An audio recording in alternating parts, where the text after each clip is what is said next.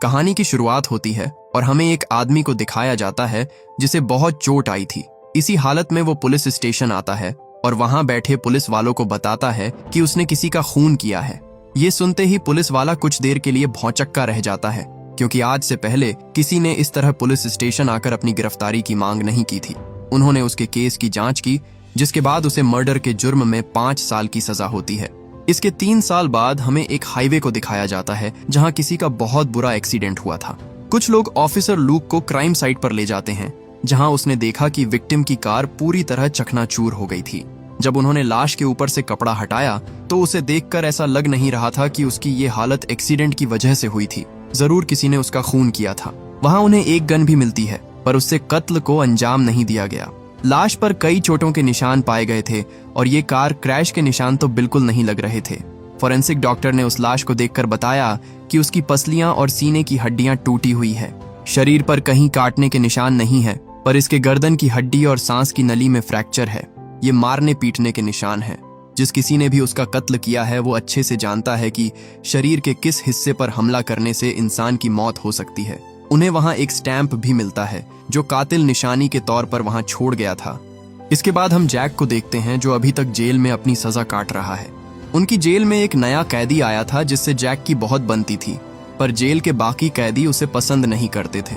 उस दिन भी वो कैफेटेरिया में उसे परेशान करते हैं और उसे धमकाते हुए कहते हैं कि बुढ़े, आइंदा इस बेंच पर दोबारा बैठा तो तेरी टांगे तोड़कर उसे कहीं बैठने लायक नहीं छोड़ेंगे। वो कैदी भी पीछे हटने वाला नहीं था, लेकिन बात और बिगड़े उससे पहले ही जैक तुरंत बीच में आकर झगड़ा रोक देता है। इसी बीच जैक की नजर टीवी पर पड़ती है, जिसमें कल रात हुए मर्डर की न्यूज चल रही थी। न्यूज देखते ही जैक तुरंत गार्ड के पास आता है और कहता है कि उसे किसी से बात करनी है, पर गार्ड बोला पहले फॉर्म भर दो, उसके बाद देखेंगे। लेकिन जैक ने न्यूज में कुछ ऐसा देख लिया था कि उसका फौरन किसी से बात करना जरूरी था। पर कई बार रिक्वेस्ट करने पर भी जब वो नहीं माना तो जैक के पास उससे अपनी बात मनवाने का सिर्फ एक ही तरीका बचता है। वो अपनी सेल में वापस आया और कैदियों को बुरी तरह पीटने लगा। देखते ही देखते जेल में हड़कंप मच जाता है। खतरनाक कैदियों के झुंड ने जैक को चारों तरफ से घेर लिया और सब एक साथ उस पर टूट पड़े। पर अकेला होने के बावजूद जैक उन्हें बहुत मारता है। वो किसी को नुकसान नहीं पहुंचाना चाहता था, पर जब उनके लीडर ने जैक के सर पर एक भारी भरकम लोहा दे मारा तो जैक की आंखों में ऐसा गुस्सा भड़क गया जैसा उन्होंने पहले कभी नहीं देखा था। वो लीडर के हाथ पैर तोड़ देता है और उसका आखिरी वार उसकी जान भी ले सकता था, पर जैक खुद को रोक लेता है क्योंकि उसने कसम खाई थी कि वो किसी की जान नहीं लेगा। जल्द ही गार्ड्स ने उसे काबू में कर लिया, पर वो लगातार यही मांग करता रहा कि उसे ऑफिसर लूक से मिलना है। ये सब करके उसने जो उधम मचाया था उससे परेशान होकर फाइनली लुक उससे मिलने को तैयार हो जाती है। गार्ड लुक को बताते हैं कि इस कैदी का नाम जैक है और पिछले 3 सालों से उसका रिकॉर्ड भी काफी अच्छा था, लेकिन कल अचानक उसने आपके बारे में पूछा और फिर बाकी कैदियों के साथ मारपीट करने लगा। उसका ये बर्ताव बहुत अजीब था। जब लुक उससे मिलने गई तो जैक उससे कहता है कि मैडम, मैंने जिन कैदियों को मारा मैं उन्हें कुछ देना चाहता हूँ। अगली बार जब आप आएंगी तो मैं आपको उसके पैसे चुका दूंगा। वो चाहता था कि उन सबको एक एक सिगरेट के पैकेट्स मिले, क्योंकि इसमें उनकी कोई गलती नहीं थी। पर लुक कहती है कि तुम्हें क्यों लगता है मैं फिर यहाँ आऊंगी? तुम जानते हो कि कातिल कौन है? जिस पर जैक उसे बताता है कि कल रात जिस आदमी का मर्डर हुआ मैं उससे कभी बॉक्सिंग रिंग में लड़ा था। वो एक अच्छा बॉक्सर था। उसे नहीं पता कत्ल किसने किया है, पर वो ये जानता है कि कातिल क्या सोच रहा है और अभी तो ये बस शुरुआत है, वो फिर किसी को मारेगा। उसका मानना था कि वो ये सब बेवजह नहीं कर रहा, यकीनन इसके पीछे उसका कोई मकसद है। अगर कोई और बात होती तो वो उसे सीधा गोली भी मार सकता था, पर हम दोनों जानते हैं कि उसे कितनी बेरहमी से मारा गया है। निहत्थे किसी को मारना अजीब बात है। जरूर वो कोई साइकोपैथ है। मैं आपकी मदद कर सकता हूँ, बस मुझे यहाँ से निकालिए। पर लुक के लिए इतनी वजह काफी नहीं थी। वो कहती है तुम्हें कुंफू आता है, इसका मतलब ये नहीं कि तुम मेरी इस केस में मदद कर सकते हो। मैं तुम पर क्यों भरोसा करूं? वो उठकर वहां से जाने लगती है, पर तभी जैक कुछ लोगों के नाम लेने लगा। वो कहता है उसका अगला शिकार इन्हीं 8 लोगों में से कोई एक होगा। लुक उसकी बातों पर यकीन नहीं करना चाहती थी, पर उसे अब तक इस केस से रिलेटेड कोई पुख्ता सबूत नहीं मिले थे, इसलिए वो अपने लोगों को उन 8 लोगों की डिटेल्स निकालने को कहती है। वहीं हम उस सीरियल किलर को देखते हैं जो अपने अगले मर्डर की प्लानिंग कर रहा था। वो दीवार पर किसी का नाम लिखता है और आज रात वो उसी को मारने वाला था। इसके बाद हमें एक जाने माने मूर्तिकार को दिखाया जाता है जो देर रात रुककर अपने अधूरे काम को पूरा कर रहा था। ये मूर्तिकार 10 साल पहले पूरे एशिया में किकिंग का चैंपियन था। वो किसी को भी हरा सकता था, पर कुछ वक्त बाद वो रिटायर हो गया और एक आर्टिस्ट बन गया। वो अपना काम कर ही रहा था कि तभी उसने एक आदमी को देखा जो बिना उसकी परमिशन के अंदर घुस आया था। उसने कहा, नीचे उतर जाओ वरना बहुत पछताओगे। पर वो आदमी उसे अपना नाम वोंग बताता है और कहता है कि मैं आज तुमसे फाइट करूंगा और जो हारेगा वो मरेगा। आर्टिस्ट उससे लड़ना नहीं चाहता था, पर जब उसने उसकी मूर्ति तोड़ दी तो पानी सर के ऊपर चला गया। उसने वोंग के चैलेंज को एक्सेप्ट कर लिया, जिसके बाद दोनों में जबरदस्त फाइट होती है। आर्टिस्ट देखता है कि उसका एक पैर छोटा था, पर अपाहिज होने के बावजूद भी वो अच्छा लड़ रहा था। वो वोंग पर कई जानलेवा वार करता है, पर वोंग ने उसकी एक टांग तोड़ दी जिससे वो लंगड़ा हो जाता है, और आखिर में उसने एक डेडली किक से उसकी गर्दन तोड़ दी जिससे उसकी मौत हो गई। उधर लुक जैक के बारे में सारी डिटेल्स निकलवाती हैं। पता चला कि 3 साल पहले उसका एक मार्शल आर्ट्स स्कूल था, यहाँ तक कि उसने पुलिस वालों को भी मार्शल आर्ट्स सिखाया था। पर एक दिन उसके हाथों एक कत्ल हो गया और उसे 5 साल की सजा हुई। वो उसके बारे में और जान पाती कि तभी उसे पता चला कि शहर में एक और मर्डर हुआ है। जैक का अंदाजा एकदम सही था। मरने वाला शख्स उन्हीं 8 लोगों में से था जिनके उसने नाम लिए थे। वो तुरंत जैक से मिलने जाती है और उसे बताती है कि एक और की मौत हो गई है, पर जैक इसके बारे में पहले से जानता था। वो ये भी जानता था कि उसकी मौत जानलेवा किक की वजह से हुई है। लुक पूछती है, लेकिन तुम्हें ये सब कैसे पता? जिस पर जैक ने उसे बताया कि उसकी किक बहुत मशहूर थी, उसका कत्ल किक मार कर किया गया। पहले वाला एक अच्छा बॉक्सर था, मुक्के मार मार कर उसका कत्ल किया गया। आगे की जानकारी वो तब तक उसे नहीं बताने वाला था जब तक वो उसे जेल से नहीं निकालती। इतनी कोशिशों के बाद भी अभी तक उन्हें कत्ल की वजह पता नहीं चल पाई थी। ये केस उसके हाथ से चला ना जाए, इसलिए लुक सिफारिश करके उसे जेल से रिहा करवा देती है। उसे एक टेम्परेरी पास दिया जाता है और एक सेल फोन जिसे उसे हर दिन चालू रखना था। जैक कहता है, मर्डर के सीक्वेंस को देखकर पता चलता है कि कातिल मार्शल आर्ट्स अच्छी तरह जानता है। उसके शिकार हर तरह के माहिर खिलाड़ी हैं, तो हो सकता है कि उसका अगला शिकार भी उन्हीं में से कोई एक हो। वो उन्हें मोंगकॉक शहर चलने को कहता है, क्योंकि हो ना हो पर कातिल वहां जरूर जाएगा। उधर हम उस सीरियल किलर को देखते हैं जो दीवार पर अपने अगले शिकार का नाम लिखता है। इसके बाद वो एक और माहिर खिलाड़ी के पास जाता है जो ग्रैपलिंग का एक्सपर्ट माना जाता था, पर वोंग उसे भी आसानी से मार डालता है। जब तक जैक वहां पहुंचा तब तक बहुत देर हो चुकी थी। उसकी लाश को देखकर जैक अंदाजा लगाता है कि उसे कैसे मारा गया होगा। लाश की हालत देखकर साफ था कि हत्यारे ने उसे मारने के लिए खतरनाक ग्रेपलिंग टेक्निक का यूज किया था। वो केस को इन्वेस्टिगेट कर ही रहे थे कि तभी जैक की नजर वोंग पर पड़ी जो वहीं खड़ा उन्हें देख रहा था। जैक तुरंत उसका पीछा करता है, पर वो बिजली जितना तेज था। एक लंबी छलांग लगाकर वो दूसरी बिल्डिंग पर कूद गया, पर जैक ऐसा नहीं कर पाता। वोंग सीधा उसकी आंखों में देखता है, जैसे कि उसे चैलेंज दे रहा हो, तू मुझे नहीं पकड़ सकता। इसके बाद जैक अपने घर लौटता है। उसे देखते ही उसकी वाइफ सिन उसे जोर से थप्पड़ मारती है, पर जैक उसकी नाराजगी समझता था, इसलिए वो बिल्कुल भी गुस्सा नहीं होता और उसे गले लगा लेता है। जैक अपने पिता से भी माफी मांगता है, जिनकी बात उसने नहीं मानी थी। उसे लगता था कि दूसरे क्लब को हराकर उसका नाम हो जाएगा, पर वो गलत था। उसके हाथ से किसी की मौत हो गई और सब बर्बाद हो गया। सिन उसके हाथ में एक धागा बांधती है जो उसे खुद पर काबू पाने में मदद करता। जैक जब घर के काम में सिन की मदद कर रहा था, तभी उसे एक बॉक्स में वही स्टैंप मिलता है जो किलर खून करने के बाद लाश के पास छोड़ जाता था।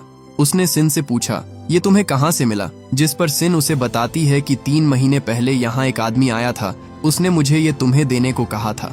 जैक समझ जाता है कि खतरा उस पर भी मंडरा रहा है, उसे जल्द से जल्द उस खूनी को पकड़ना होगा। अगले दिन वो एक आदमी के पास जाता है जिन्हें उस स्टैंप के बारे में जानकारी थी। वो बताते हैं कई 100 साल पहले ये स्टैंप उन फाइटर्स को दिया जाता था जो लड़ाई में हार जाते थे। वो केस के बारे में डिस्कस कर ही रहे थे कि तभी वहां बैठा एक बूढ़ा आदमी उनकी बातें सुन लेता है। वो बोला, मैं जानता हूं उस आदमी को। 6 साल पहले उसने मुझे भी चुनौती दी थी और मुझे हराने के बाद उसने मुझे बिल्कुल ऐसा ही स्टैंप दिया था। उनसे जैक को पता चला कि वो यहीं पास में ही रहता है, जिसके बाद पूरी पुलिस फोर्स उसके एड्रेस पर सर्च ऑपरेशन चालू कर देती है। घर की मालकिन से पता चलता है कि वोंग अपनी बीमार पत्नी के साथ यहीं रहता था, पर कई महीने पहले वो एडवांस किराया देकर यहाँ से चला गया। कमरे में पड़ी चीजों को देखकर जैक समझ जाता है कि वो यहाँ कितनी ब्रूटल ट्रेनिंग करता था। मकान मालकिन ने बताया कि वो हर रोज अपने चेहरे पर कोई सफेद चीज रगड़ता था, जिससे उसके चेहरे से खून निकलने लगता था। जैक बोला, ये बहुत ही पुराना तरीका है जिसमें नमक का इस्तेमाल होता है। चमड़ी को और सख्त करने के लिए उस पर नमक रगड़ा जाता है ताकि वो मार सह सके। उन्हें दीवार पर कुछ नोट्स मिले जिससे पता चला कि वो नंबर 1 बनना चाहता है। और यही वजह है कि वो सबसे बेहतरीन कुंफू मास्टर्स को मार रहा था। उन्हें कातिल का पता चल गया था, अब बस उसे ढूंढना था। जैक कहता है कि मुझे वापस जाना होगा। रिहा करने के बदले में उन्होंने यही शर्त रखी थी, पर काफी सोचने के बाद लुक उसकी वाइफ को भी साथ चलने को कहती है, क्योंकि यहाँ उसकी जान को खतरा हो सकता था। जैक कहता है कि उसका अगला शिकार एक ऐसा शख्स है जो हथियार चलाने में माहिर हो। इससे पहले वोंग उस तक पहुंचे, वो लोग उसके पास पहुंच जाते हैं। तलवार चलाने में माहिर वो शख्स अब एक रेस्टोरेंट चलाता था। जैक को पता चला कि कई साल पहले उनका एक एक्सीडेंट हुआ था, जिसके बाद डॉक्टर्स ने उसके हाथ में मेटल रोड फिट कर दी।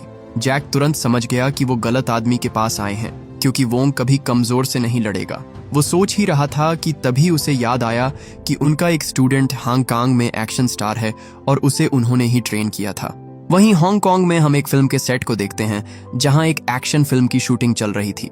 एक्शन स्टार लुई फैन अपना स्टंट करने ही वाला था कि तभी वहां वोंग आकर खड़ा हो जाता है। कुछ लोगों ने उसे वहां से हटाने की कोशिश की, पर वोंग उनके अंदर असली की तलवार घुसा देता है। वो बोला, ये कोई फिल्मी फाइट नहीं है, चलो निकलो यहाँ से। जिसके बाद फिल्म का पूरा क्रू वहां से भाग जाता है। वो लुई फैन को फाइट के लिए चैलेंज करता है, जिसके बाद उसने भी अपने हथियार उठा लिए। उन दोनों के बीच जबरदस्त तलवारबाजी होती है। लुई को तलवार में महारत हासिल थी, पर वोंग की ब्रूटल ट्रेनिंग के आगे वो भी ज्यादा देर टिक नहीं पाता। उसने लुई की पीठ में तलवार घुसा दी, पर बावजूद इसके लुई हार नहीं मानता। जल्द ही दोनों के हाथ से तलवार छूट जाती है, जिसके बाद वोंग ने एक धारदार ब्लेड से उस पर हमला किया। वो लुई को कई बार स्टैब करता है और आखिर में उसके गले की नस काटकर उसे मार डालता है। जैक कहता है, उस पर नंबर 1 बनने का भूत सवार है, हमें उसे रोकना ही होगा, वरना वो हर उस इंसान को मार डालेगा जो उससे बेहतर है। इसी बीच पुलिस कमिश्नर लुक को फोन करके बताता है कि पिछले 3 मर्डर्स पहले से ही अखबारों में सुर्खियां बटोरे हुए थे, लेकिन कल रात का कत्ल थोड़ा अलग था। वो आदमी फिल्म इंडस्ट्री से जुड़ा हुआ था, इसलिए मीडिया इस केस को लेकर पुलिस पर जबरदस्त दबाव बना रहा है। कमिश्नर इस केस को बंद करना चाहता था, पर लुक कातिल को पकड़ने के लिए उससे 72 घंटों का समय मांगती है। वो कातिल मीडिया में कुंग-फू किलर नाम से फेमस हो गया था। उसका खौफ इतना बढ़ गया था कि जूडो, कराटे और कुंग-फू सीखने वाले स्टूडेंट्स तक उसके नाम से डरने लगे थे। एक दिन पुलिस को वोंग का कॉल आता है, पर वो सिर्फ जैक से बात करना चाहता था। वो बोला, मुझे शुक्रिया नहीं कहोगे तुम्हें जेल से बाहर निकालने के लिए। तुम कुंफू में इतने माहिर हो कि अगर चाहते तो वो जेल की दीवारें तुम्हें बंद नहीं रख पाती, पर तुमने हमेशा अपनी ताकत छुपा कर रखी। उस दिन जब हम छत पर मिले तो तुमने मुझे काफी निराश किया, पर मुझे उम्मीद है कि अगली बार जब हम आमने सामने होंगे तो तुम मुझे कड़ी टक्कर दोगे। अगर तुम चाहो तो मैं इसमें तुम्हारी मदद कर सकता हूँ। अगर मैं तुम्हारी बीवी को मार दूं तो तुम किसी को भी मार सकते हो। ये सुनते ही जैक का खून खौल उठता है, पर वोंग ने उसे कहा कि मुझे रोकने का बस एक ही तरीका है, और वो है मेरी जान लेना। उनकी बातचीत के दौरान पुलिस उसकी लोकेशन को ट्रेस कर लेती है, पर जब तक वो वहां पहुंचे वोंग वहां से जा चुका था। उनकी इस बातचीत से लुक समझ जाती है कि कातिल जैक को अच्छी तरह जानता है। वो अपने लोगों से कहकर जैक के पिछले 3 सालों के कॉल रिकॉर्ड्स और उससे मिलने वालों की लिस्ट निकलवाती है, और साथ ही उसने वोंग को पकड़ने के लिए लुकआउट नोटिस जारी कर दिया, ताकि वो चाहकर भी देश छोड़कर भाग न सके। फोरेंसिक रिपोर्ट से उन्हें पता चला कि जो नमक वोंग अपने चेहरे पर रगड़ता था वो एक छोटे से गांव से लाया गया था। वो जल्दी से उस गांव में जाते हैं और उन्होंने फाइनली उसका घर ढूंढ निकाला। लुक कहती है कि उस पर कोई गुनाह साबित नहीं हुआ है, उस पर सिर्फ शक है, इसलिए उस पर गोली मत चलाना। पुलिस फोर्स उसके घर में आती है, पर काफी ढूंढने के बाद भी उन्हें वहां कोई नहीं मिलता। उसकी वाइफ की अस्थियों के पास पड़े ताजे फूलों को देखकर लुक समझ जाती है कि बहुत ज्यादा चांसेस है कि कल वो यहाँ आए, क्योंकि कल उसकी पत्नी का जन्मदिन था। लुक सबको ऑर्डर देती है कि वो सभी चीजें वापस अपनी जगह रख दे, बिल्कुल भी नहीं लगना चाहिए कि हम यहाँ आए थे। इसके बाद उन्होंने जगह जगह पर सर्विलांस कैमरा लगाए और ऑफिसर्स को लोकल लोगों के कपड़े पहनाकर जगह जगह पर तैनात कर दिया, ताकि कल वो जैसे ही यहाँ आए वो लोग उसे धर दबोचे। उनका अंदाजा एकदम सही था। हम वोंग को देखते हैं जो अगले दिन वहां वापस लौटता है। उसके चेहरे पर एक अजीब सी मायूसी थी, जैसे कि उसने कुछ बहुत ही गलत किया। इसके बाद हमें एक फ्लैशबैक के जरिए उसकी बीमार वाइफ को दिखाया जाता है, जिसकी तबीयत दिन ब दिन बिगड़ती जा रही थी। उसे कैंसर था और वोंग के पास इतने पैसे नहीं थे कि वो उसका इलाज करवा सके। वोंग से उसका दर्द देखा नहीं जाता, जिसके बाद एक दिन उसने गुस्से में अपनी वाइफ का गला दबाकर उसे मार डाला। उसकी वाइफ की मौत नेचुरल नहीं थी और न वो कैंसर से मरी थी, उसका खून हुआ था, जिसके लिए वोंग खुद को माफ नहीं कर पाता। वो आगे बढ़ ही रहा था कि तभी उसकी नजर कुछ कुत्तों पर पड़ी जो अभी तक बंधे हुए थे। वो समझ गया कि यहाँ कुछ तो गड़बड़ है, जिसके बाद वो सीधे जाने के बजाय अपनी बोट मोड़ने लगता है। सर्विलेंस कैमरा से उस पर लगातार नजर रखी जा रही थी, पर अचानक वो कहीं गायब हो गया, जिसके बाद पुलिस तुरंत हरकत में आ जाती है। इसी बीच जैक के फोन रिकॉर्ड और जेल की सीसीटीवी फुटेज बाहर आ जाती है। लुक ने देखा कि वोंग पिछले 3 साल से जैक से लगातार मिलने आता रहता था और रिकॉर्डिंग में साफ नजर आ रहा था कि वो दोनों एक दूसरे को अच्छे से जानते हैं। जिसके बाद लुक तुरंत जैक पर गन तान देती है, क्योंकि उसे लगा कि वो भी वोंग के साथ मिला हुआ है। कोई और रास्ता ना पाकर जैक उससे गन छीन लेता है, पर वो किसी को चोट नहीं पहुंचाना चाहता था, इसलिए वो उन सब को लॉक करके वहां से भाग जाता है। उधर हम वोंग को देखते हैं जो उसका पीछा कर रहे पुलिस वालों को ठिकाने लगा देता है। लुक अपने लोगों को ऑर्डर देती है कि जैक भी उसके साथ मिला हुआ है, उसे रोको और जरूरत पड़े तो उसे गोली भी मार देना। ये सुनते ही सिन घबरा गई और जल्दी से जैक को ढूंढने लगी। इसी बीच वोंग जब अपने घर में आया तो उसने देखा कि उसकी पत्नी की अस्थियां वहां नहीं थीं। सिन वापस आती है और उसे वो अस्थियां दिखाते हुए कहती है कि अब जैक का पीछा छोड़ दो, वरना ये उसे कभी नहीं मिलेगी। पर वोंग गुस्से में उस पर हमला कर देता है। उन दोनों के बीच जबरदस्त फाइट होती है, पर सिन भी तलवार चलाने में माहिर थी। वोंग कहता है, तुम्हारा ये हुनर सिर्फ खेलने के लिए है, असली मार्शल मारने के लिए होता है। उसने उसे बुरी तरह घायल कर दिया और उसे मारने ही वाला था कि तभी वहां जैक आ जाता है। जैक ने देखा उसकी हालत बहुत क्रिटिकल थी। वो जल्दी से उन्हें एम्बुलेंस भेजने को कहता है, पर उसकी सुनता कौन, क्योंकि वोंग ने तो सारे ऑफिसर्स को मार दिया था। उसकी मदद करने वाला कोई नहीं था। पर तभी उसने वोंग को देखा जो उसके सामने से ही गुजर रहा था। सिन उसे लड़ने से मना करती है, पर जैक उसकी नहीं सुनता और उस पर हमला कर देता है। दोनों के बीच जबरदस्त झड़प हुई और इसी बीच वोंग के हाथों से अस्थियों का कलश टूटकर बिखर जाता है, जो देख वोंग गुस्से से पागल हो गया। वो जैक पर पागलों की तरह हमला करता है और लड़ते लड़ते वो दोनों पानी में गिर गए। पुलिस उसे ढूंढने की कोशिश करती है, पर तभी वोंग ने एक पुलिस वाले को मारकर उसकी बोट को कैप्चर कर लिया। लुक उसकी बोट का पीछा करती है, पर वोंग ने बोट चलाने वाले को ही मार डाला। कुछ दूर चलते ही वोंग को घेर लिया गया, पर वोंग जान की परवाह किए बिना फुल स्पीड में अपनी बोट उनकी बोट से भिड़ा देता है और जब तक वो पानी से बाहर निकलते तब तक वोंग वहां से भाग चुका था। जल्द ही वहां एम्बुलेंस आई और सिन को हॉस्पिटल ले जाया गया, पर जैक भी अब एक फरार मुजरिम था। उसने लुक से कांटेक्ट किया और बताया कि मैं उससे मिला हुआ नहीं हूँ, वो जेल में मुझसे खुद मिलने आया था। उसने कहा कि वो मुझे अपना गुरु मानता है और मुझसे कुंफू सीखना चाहता है। उस वक्त मुझे जरा भी अंदाजा नहीं था कि वो आगे चलकर इस कला का इस्तेमाल लोगों की जान लेने के लिए करेगा। एक दिन उसने नंबर 1 बनने के लिए मुझे भी चुनौती दी, पर मैंने लड़ने से साफ मना कर दिया। लुक कहती है कि तो तुमने मुझे इसके बारे में पहले क्यों नहीं बताया? जिस पर जैक बोला कि अगर मैं आपको बता देता कि मैं उससे पहले मिल चुका हूं तो आपको मेरी जरूरत नहीं होती और मैं जेल में ही रहता और कभी सिन को नहीं बचा पाता। उसने मुझे धमकी दी थी कि अगर मैं उससे नहीं लड़ा तो वो सिन को जान से मार देगा, इसलिए मेरा जेल से निकलना बहुत जरूरी था। जैक अब तक उसका साथ इसलिए दे रहा था क्योंकि उसे यकीन था कि पुलिस उसे पकड़ लेगी और वो सलाखों के पीछे होगा। पर आज जो हुआ उसे देखकर वो समझ गया कि सिन को बचाने के लिए उसे वोंग को मारना ही होगा। लुक ने उसे रोकने की कोशिश की, पर जैक ने अपना मन बना लिया, जिसके बाद वो वहां से चला गया। जल्द ही वहां कमिश्नर आता है और लू को बताता है कि उसके सीनियर्स ने हम दोनों को इस केस से हटा दिया है। लुक कहती है, पर सर ऐसे तो वो कातिल हमारे हाथ से छूट जाएगा, लेकिन ये ऑर्डर्स ऊपर से आए थे जिन्हें वो नजरअंदाज नहीं कर सकते थे। इसके बाद हम जैक को देखते हैं जिसे अपने की पर बहुत पछतावा हो रहा था। वोंग जेल में खत लिखकर उससे सवाल पूछा करता था। उसे यकीन ही नहीं होता कि उसने एक कातिल को ट्रेनिंग देकर उसकी मदद की। उसे लगने लगा कि वोंग सही है, मार्शल आर्ट्स जान लेने के लिए होता है। जेल से निकलते ही अगर उसने उसे मार दिया होता तो वो आज सिन को चोट ना पहुंचा पाता। वहीं हम लुक को देखते हैं जो निकाले जाने के बाद भी उस केस पर काम कर रही थी। वो वोंग के घर पर आती है और किसी क्लू की तलाश करने लगती है, पर तभी उसे एक सीक्रेट डोर के पीछे कुछ लोगों के नाम लिखे हुए मिले। उनमें से ज्यादातर लोगों को वोंग मार चुका था, लेकिन एक नाम अभी भी बचा हुआ था। लुक जल्दी से उस आदमी के बारे में पता करती है और उसके पास जाने लगती है। वहीं हम वोंग को देखते हैं जो उस तक पहुंच चुका था। उसका ये शिकार कुंफू छोड़कर एक मामूली ट्रक ड्राइवर की जॉब करता था।